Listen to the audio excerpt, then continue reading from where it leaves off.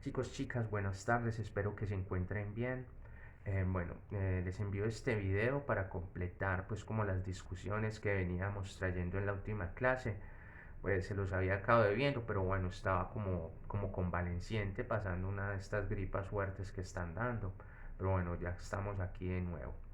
Entonces, como habíamos quedado pues como en el último encuentro, estábamos discutiendo el tema de la jurisdicción especial indígena con sus elementos del fuero indígena y sus elementos como tal o las condiciones para que se dé y como tal habíamos dicho que si íbamos a empatar como este tema hablando un poco sobre el castigo, la visión que se tiene del castigo en la jurisdicción especial indígena, pero también dentro de la cosmogonía de las comunidades indígenas. Entonces, bueno, recordando un poco, pues hablamos que lo que llamamos la jurisdicción especial indígena se desarrolla a partir del artículo 246 de la Constitución Política Nacional, pero también de una serie de tratados internacionales como es el Convenio 169 de la OIT, como tal, que nos habla que los pueblos indígenas no solamente tienen el derecho de administrar sus territorios, sino que como parte de esa administración, de la maximización de esa autonomía, está pues como esa potestad que deben tener las comunidades indígenas de administrar su propia justicia. Y bueno, la jurisprudencia en Colombia ha reconocido cuatro elementos fundamentales de la jurisdicción especial indígena. Recordémoslos un poco, pues hablábamos de la posibilidad de que existan autoridades judiciales propias de los pueblos indígenas, hace parte de esa jurisdicción especial indígena. Teníamos como segundo elemento la potestad de establecer normas y procedimientos propios conforme a la cosmogonía, las costumbres, a los entendimientos de las comunidades. El tercer elemento era la idea de un respeto a la constitución y a la ley, sí, ¿cierto? Esto debe prevalecer, ya sabemos que ese es uno de los límites a la jurisdicción especial indígena, es decir, la constitución en su núcleo fundamental, como son los derechos fundamentales como tal. Y bueno, y también esto se tendría que dar, pero teniendo en cuenta la maximización de la autonomía de las comunidades indígenas. Es decir, o sea, se tiene que sopesar bien en qué momento se va a limitar la jurisdicción especial indígena y si es procedente limitarla en pro de, del cumplimiento de la constitución y la ley. Y un cuarto elemento, que es que es la competencia, nos habla de la competencia del legislador para señalar las formas de coordinación de la jurisdicción indígena con el sistema de justicia nacional. Pues aquí hemos visto que yo les mencionaba que desde la Constitución del 91 ha habido una reiterada omisión legislativa en nuestro país y que a partir de acá se han generado muchas tensiones precisamente por no estar regulada esa coordinación entre jurisdicciones. Y bueno, esto, como les digo, ha suscitado un montón de polémicas y sobre todo se han dado varias en relación al castigo, ¿cierto? Ese ha sido como un tema muy fuerte. Y bueno, para hablar del castigo entonces, primero tenemos que mirar que en Occidente o en la tradición jurídica occidental, el castigo también tiene un lugar preponderante, un lugar súper importante dentro de nuestra tradición jurídica. Y en Occidente se ha hablado que el castigo tiene unos fines y unas funciones como tal. El castigo y la pena tienen unos fines y unas funciones. Dentro de esos fines y funciones se habla que se habla de unas funciones que nos van a dar cuenta precisamente de unos tipos de justicia que pues, seguro ustedes ya las han tocado en algún momento, como puede ser la justicia retributiva, pues como es como la más clásica, la justicia restaurativa, también hablamos de justicia transicional, etcétera. Y bueno, en términos de la criminología, también se ha hablado de unos fines y unas funciones que se ubican como en términos de generar una suerte de prevención, tanto general como especial, es decir, individual en la sociedad. Entonces, en este sentido, se ha hablado de que en Occidente eh, el castigo tiene unas funciones y unos fines que están dados por una prevención que va a ser tanto una prevención general que va a ser puede ser tanto positiva como negativa, pero también por una prevención especial o individual que puede ser, como les digo, tanto positiva como negativa. Recuerden que nos hablaban que prevención general positiva tenía que ver con mandar un mensaje a la sociedad de vinculación, de legitimar al Estado. Es decir, que el Estado se muestre que por medio del castigo y hacer cumplir las penas, el Estado protege a sus asociados, protege a los ciudadanos, está velando por el cumplimiento de los derechos, ¿cierto? Eso es como esa visión positiva general, porque va a toda la sociedad. Pero también va a haber una negativa, es decir, mostrarle a la sociedad que el que incumple, el que viola una norma, va a tener un castigo. Es crear una suerte como de construcción simbólica que se espera que interpele a los ciudadanos para que no cometan delitos, para que no violen la ley. Pero bueno, sobre eso hay muchas polémicas, ya sabemos por los diferentes estudios de los criminalistas que pues esta idea de penas fuertes, de penas dadas a generar una imagen de ejemplo, pues como que no funcionan muy bien. Y bueno, también tenemos la prevención individual positiva, que es la idea de la resocialización, es decir, volver a quien comete un delito, una falta, volverlo a encaminar, volverlo a insertar a la sociedad. Y por otro lado está la prevención especial negativa, que es la idea del castigo como una práctica de lo que llaman inocuización. Es decir, que si hay alguien que puede atentar contra la sociedad, que se le hace daño, pues hay como que sacarlo, hay que aislarlo, ¿cierto? Hay que inocuizarlo.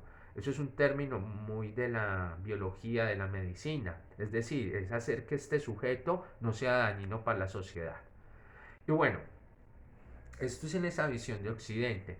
Pero en las visiones de muchas de nuestras comunidades indígenas, si bien hay unas conexiones con estos fines y funciones, tienen como van un poco más allá. ¿Por qué? Porque sí, pues en las comunidades indígenas el castigo tiene que ver con la comunidad, ¿cierto? ¿Por qué? Porque cuando pues, se viola un derecho, se comete un crimen, se comete una falta, puede que esto se dé interpartes, pero también se visiona que la comunidad también se puede ver afectada como tal. Entonces, cuando se castiga a un individuo, también se está pensando en el bienestar de la comunidad, no solamente en una justicia retributiva interpartes, no. Pero también se habla de que esta visión del castigo, de las penas en las comunidades indígenas, tiene también una función como tal reparadora, ¿cierto? Eh, es decir, hay que reparar, hay que volver, hay que tratar de llevar nuevamente a la armonía como tal lo que se hizo mal, lo que se rompió, lo que se desarticuló por esas faltas en términos de esas leyes de origen que yo les mencionaba como tal. Y también pues hay una función que es la función sanadora, es decir, sanar al individuo, al sujeto, pero también sanar a la comunidad y también sanar al mismo territorio que se puede ver afectado por estas desarmonías. Entonces aquí hablamos que en las comunidades indígenas hay una visión del castigo, de la pena, en términos sí, pues una visión reparadora, ¿cierto? Una visión sancionadora, pero también una visión sanadora como tal.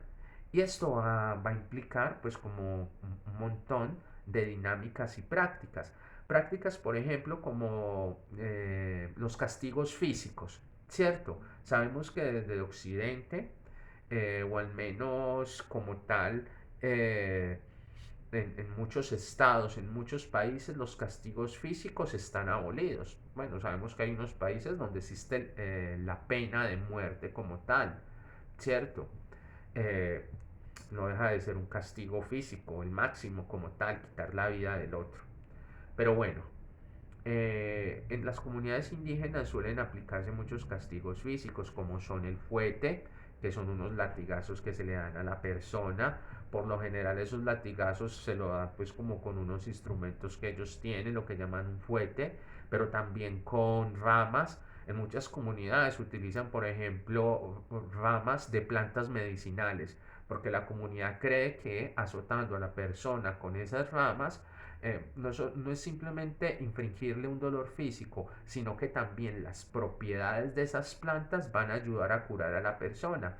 Pero también esto es una suerte de castigo vergonzante y es como para ver que la persona de alguna forma sienta vergüenza ante su comunidad y en ese sentido genere una conciencia.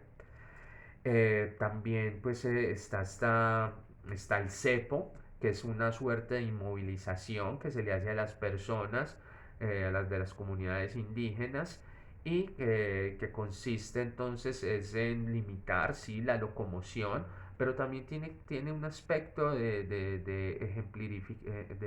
generar un ejemplo para el resto de la población. Claro, porque cuando ven ahí en el cepo por lo general es público a la persona que cometió esa falta, pues va a estar, como les digo, esa idea del ejemplo de lo que pasa cuando alguien comete una falta.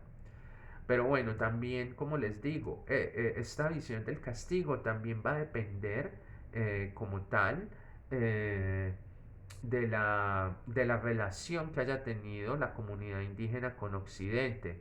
Es decir, mientras más se dice que mientras son las comunidades han tenido menos relación con Occidente, los castigos de alguna forma van a estar más del tipo de lo mítico religioso, es decir, seguir muchas de estas cuestiones de las leyes de origen como tal, ¿cierto? Y mientras más se acerquen pues como a Occidente, van a tener mucho más parecido a las formas que tenemos aquí en Occidente, que ustedes saben que aquí prevalece la privación de la libertad. Entonces nosotros podemos ver, por ejemplo, comunidades alejadas de Occidente. Yo conozco algunas comunidades donde, por ejemplo, las personas que cometen un delito, una falta en la comunidad, por ejemplo, las atan a un palo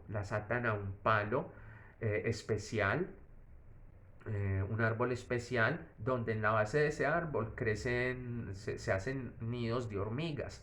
Son algo así parecido a lo que llaman las hormigas bala del Amazonas. Son hormigas que tienen una picadura muy fuerte.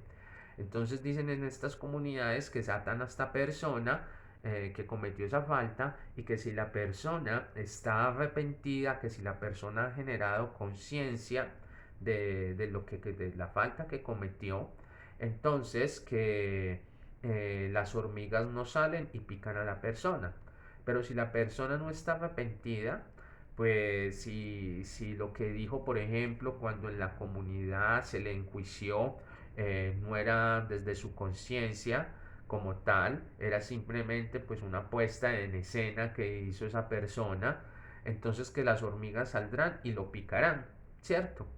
Pues los que han estudiado esto, los antropólogos, dicen que pues ese árbol y los etnobotánicos, que ese árbol pues ahí lo que crece son unas hormigas que básicamente cuando la persona, si alguien está nervioso como tal, pues uno comienza a sudar, a secretar unas feromonas y las hormigas se ven atraídas por esto, básicamente como por el miedo y, y por eso salen y pican, ¿cierto?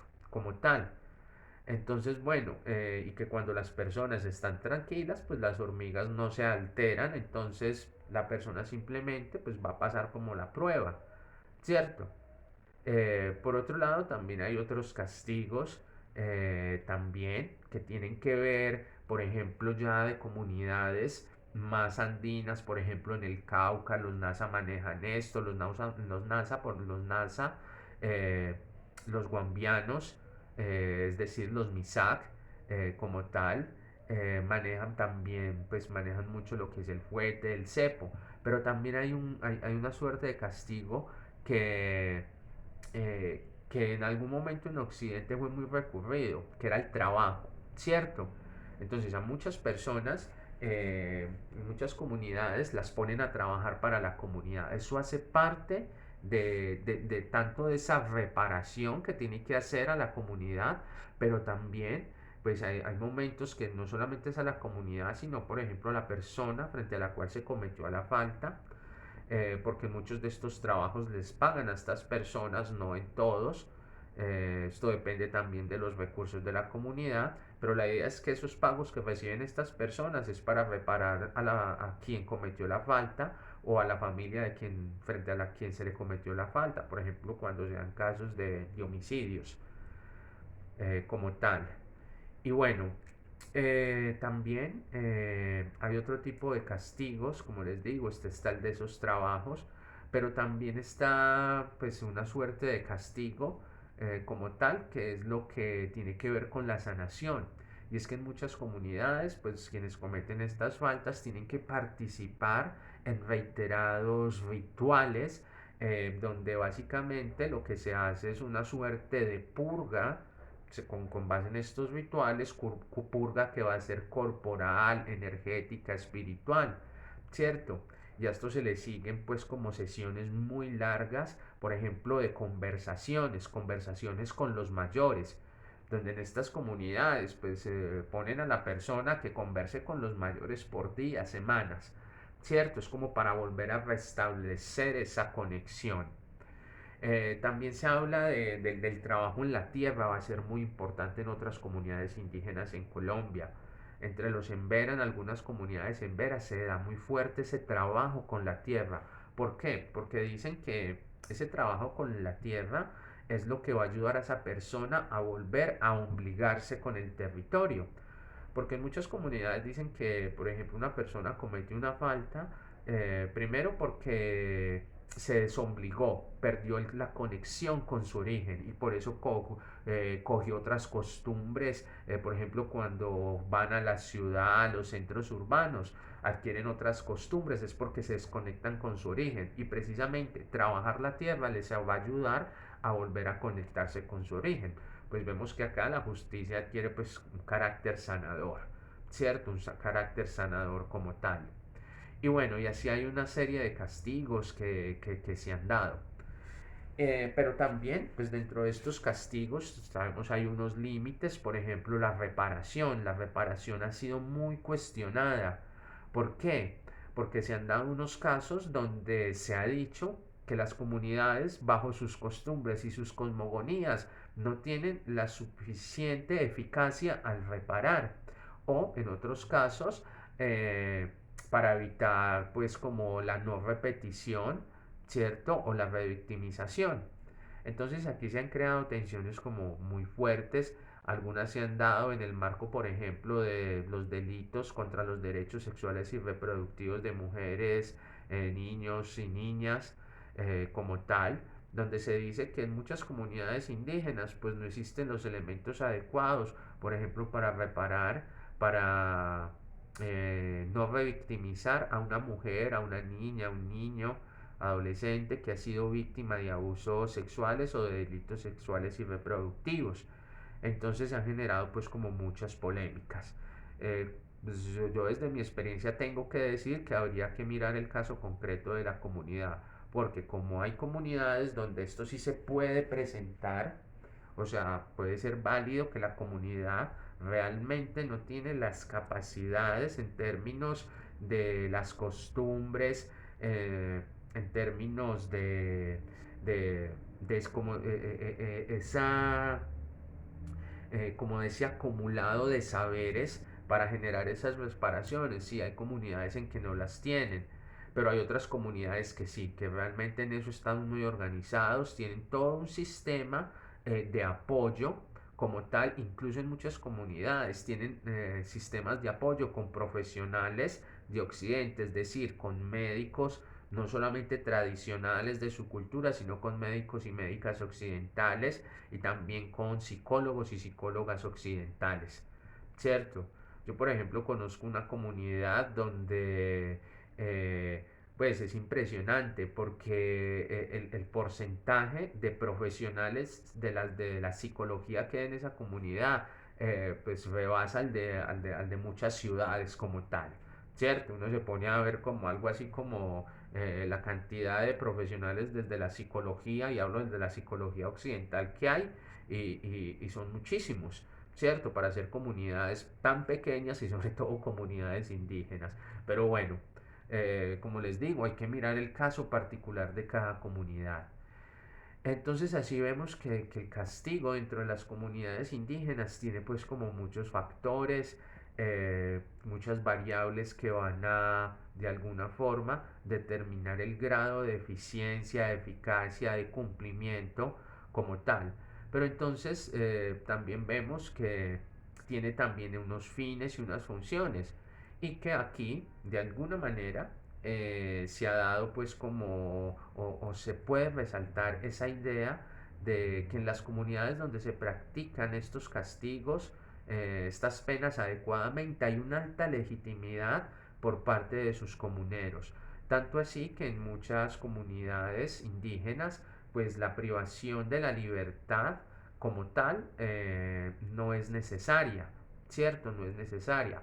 O hay otras donde hay unos periodos que las personas están como pagando su pena intramuros, pero no hay, pues ustedes ven, la guardia indígenas, las guardias indígenas como tal aquí en Colombia no están armadas, tienen es un bastón de mando, ¿cierto? Y son lugares, centros de resocialización. También ellos le llaman genéricamente a esos centros el cepo, utilizan la misma palabra que para el castigo específico, donde cuando quieran, quien está allá, pues pagando la pena, la falta, se podría ir, pero la gente decide quedarse. ¿Por qué? Por esa idea de esa sanación que se les brinda como tal. Entonces, bueno, frente a esto, chicos, chicas, de esta idea del castigo, pues sabemos que en las comunidades indígenas entonces no es homogéneo ese tratamiento, no es homogéneo esa concepción, si bien hay unos pilares fundamentales, como pues han habido muchos cambios, sobre todo el conflicto armado en Colombia, el ingreso de actores armados a los territorios de las comunidades ha influido mucho en esto, en esta idea del castigo, ¿cierto? Como tal. Bueno, chicos, chicas, espero que este pequeño video les haya dejado algunas comprensiones como también preguntas, y bueno, nos vemos entonces este lunes. Hasta luego.